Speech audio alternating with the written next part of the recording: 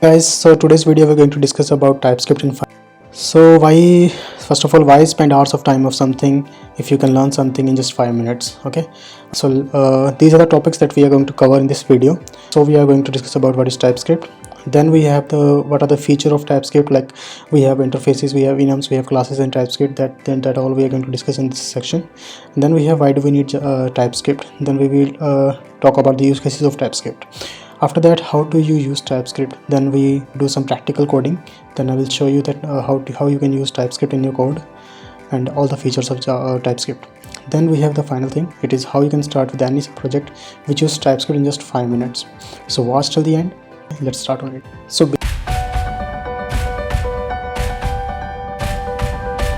basically, TypeScript stands in an unusual relationship with JavaScript. So how you can say that TypeScript offers all the JavaScript features and also add some additional layers on the top of these features. So JavaScript provide all the primitive types like string, number, object, boolean, nan, these type of data types basically. But the problem with the JavaScript is if you have assigned a variable string like here, and then later on you assign this hello world to a number, so JavaScript will never throw you an error, right? So basically JavaScript will not maintaining all these things, but TypeScript does that. So basically TypeScript have all these data types, and on top of that they are checking all these things. So basically that makes TypeScript a typed language which is maintaining types of JavaScript, right? This means that your existing working JavaScript code is also a TypeScript code. The main benefit of TypeScript is that it can highlight unexpected behavior in your code and lowering the chances of bugs, right? So here are some features that we are going to discuss in this video.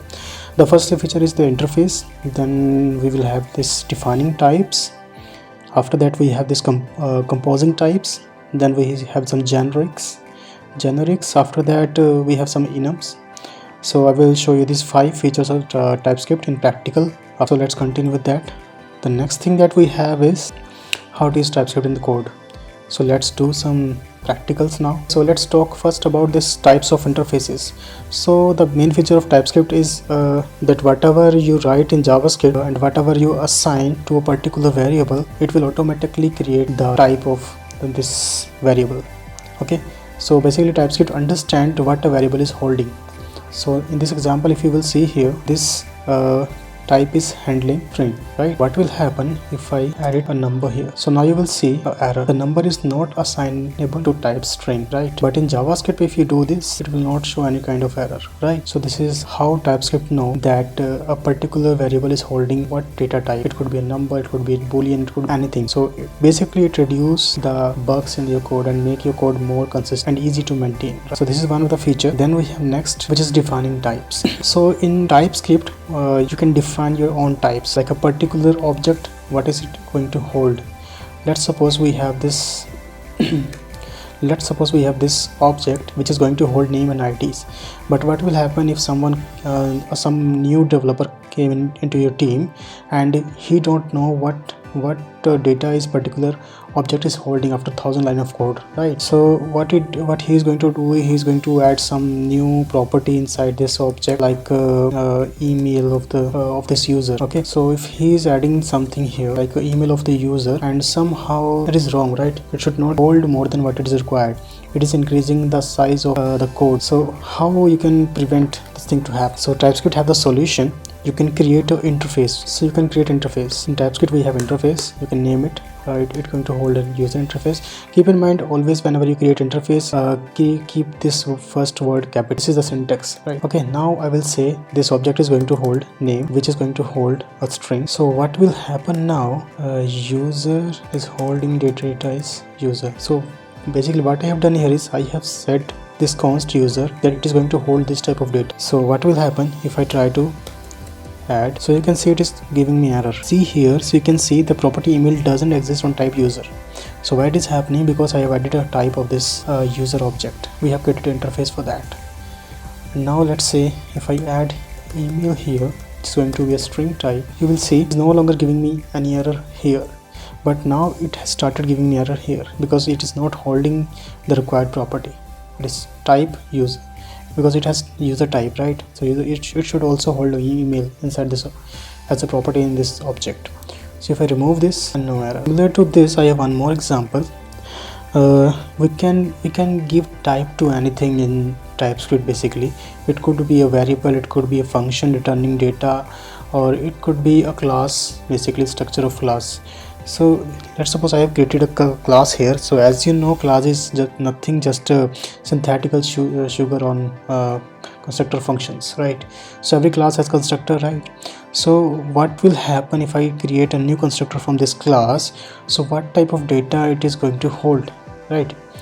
I'm talking about this data. So we can add interfaces to that particular class as well, that this class is going to hold this type of data, nothing else.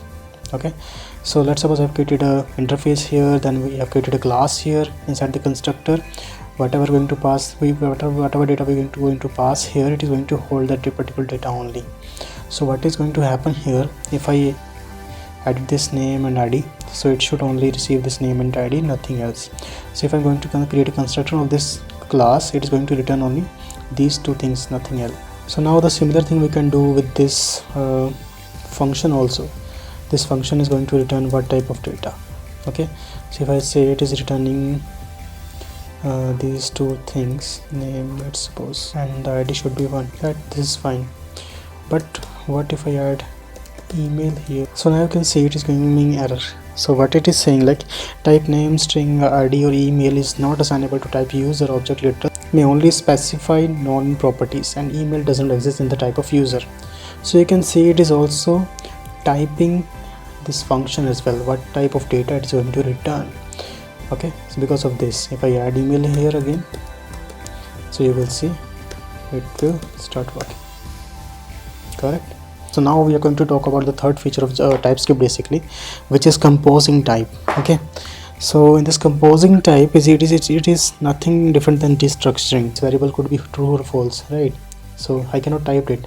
So for this situation, we have this composing types, which is union.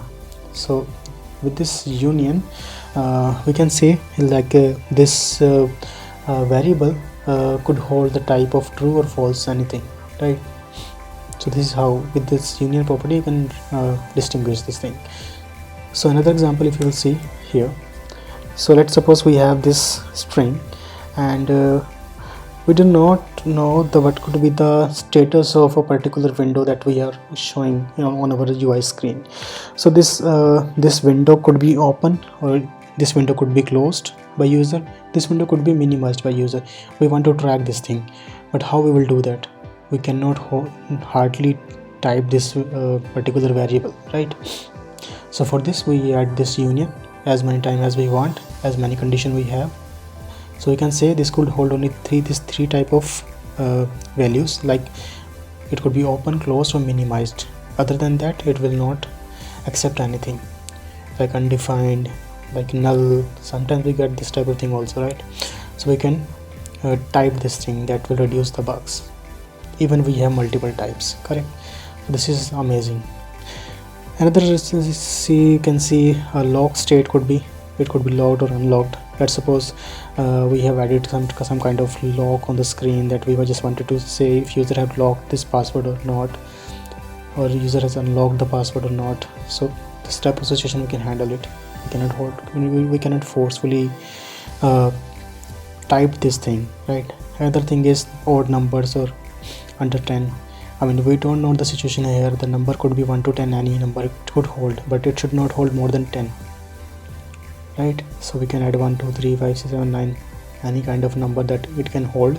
Other than this, it should not get any value. Like sometimes we get 0, null, undefined, nan sometimes.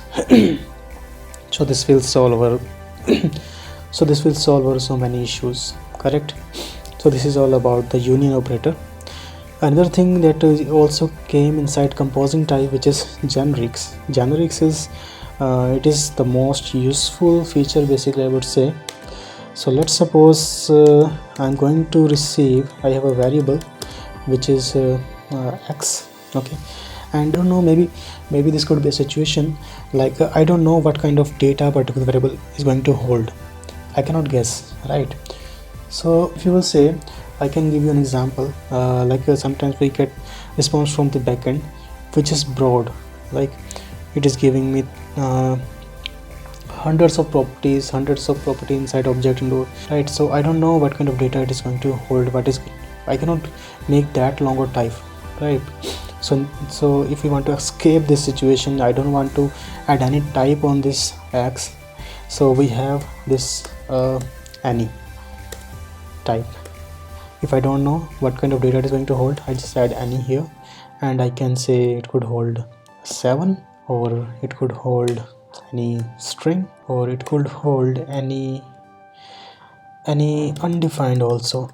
It will let you pass everything null. But if I add string here and I try to add number here, as soon as you add this number, it will start you giving this error like the number is not assigned to type of got it. So this is how, if I add any here, so it will let me pass the code. Okay, there is one more generic type that we most of time use. This thing happen with majorly with arrays. In the string array, I can receive an array which can hold strings, multiple strings, or it can hold a list of numbers, or it could hold any multiple objects, right? So this object could have type also. So this is how we can save in the JavaScript or in the TypeScript. We have these types. So we can simply say this variable is going to hold an array which is going to be a string list. After that, if we have numbers array, we can say directly say this array is going to hold number only, or this object is going to hold this type of array which is holding this type of object. Okay, so this is cool. Actually, we are typing our code. It will keep our code consistent and easy to maintain. So this is the major profit of using TypeScript. Okay, so here we have one of the most important feature of TypeScript, which is enum. So I will start with this first example with the numerical enum. So in this enum, basically what we are doing, we are just adding our types and we are assigning the values of these types. So sometimes we get the data from backend which is not formatted, like we are just getting 1 2 3 4 values from the backend, and which means 1 is up, 2 means down, 3 means left, 4 means right. So if a new developer came into your team and he don't know what is this 1 2 3 4, so it will be hard for him to understand the code. So but if we use these enums, so we can directly say like if let's suppose we have const test equal to 2, and we write it like this, like let's suppose if the condition is, that means the given value is down, then we can do some work. So this code is far easy to understand, right? Instead of writing this too, now he will able to know that this is down thing, right? It is the down key basically. Now the developer will easy to understand the code. It makes more readable code, right? And also it is giving me typing. It is giving me type of this down. It should be a number which value is 2. With type, it is also giving me the number. Okay, so basically it is giving me the values. So this is how we can create our type file in our code. So let's suppose in the situation, what I have done here is I have created a interface. So let's suppose what I have done in this situation is I have created an interface which is circle, which is going to hold these two properties, which is kind and radius. And kind is going to hold, say, this circle value. Okay, so instead of, let's suppose this circle I'm going to use at many places, and this is value which is saying round. Okay, and we have this square which is giving me skew UAR. Okay, so now what is happening, so you will see I'm assigning kind as a circle and radius as a number. So basically circle is going to hold this round value. Okay, so this is the profit of enum. I mean, we can use directly into our interface as well. And the second square interface is going to hold square. So if I use this type, which is circle type in our TS code, so you will see I'm going to assign this square to this kind, but this circle which have this kind is holding the type of circle, and we are assigning square, which is square. so it will directly throw me an error. So basically in the end we are doing nothing, we are just typing our code. Basically we are tightly coupling our code with types, which will make our life a lot of easy. So this is how we can save our work and a lot of efforts also. In the start it will looks like that we are doing some extra code for nothing, but it is not like this. It is really helpful if you use in your code, because it will, end of the day, you will realize that it has saved a lot of bugs in your code, and for your project it has saved a lot of time also.